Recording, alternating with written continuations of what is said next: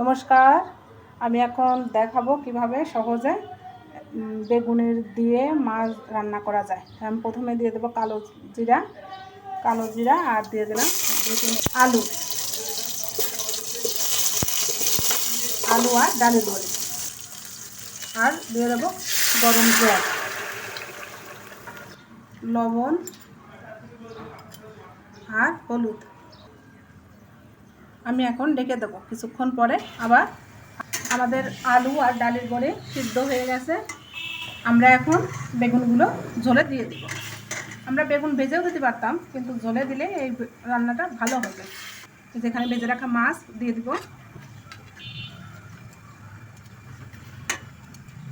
আর দিয়ে দেবো আরও 2-3টা কাঁচামরিচ, আর দিয়ে দেবো একটু জিরে গুঁড়ো, আর এই যে ভেজে বেটে রাখা মশলা, এর মধ্যে আছে পেঁয়াজ, রসুন, আদা আর এলাচ।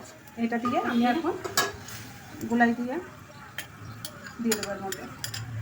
তারপর আবার কিছুক্ষণ ঢেকে দেওয়ার পরে আমাদের রান্নাটা রেডি হয়ে যাবে।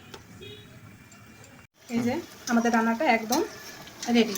এই যে ডালের বড়াও গলে গেছে, সব বেগুন সব গলে গেছে। এখন আমরা এটা নামিয়ে নেব। চুলাটা আমি অফ করে দিচ্ছি, একটু পরে নামিয়ে নেব। আমি এখন সাবধানে দেখে নেব।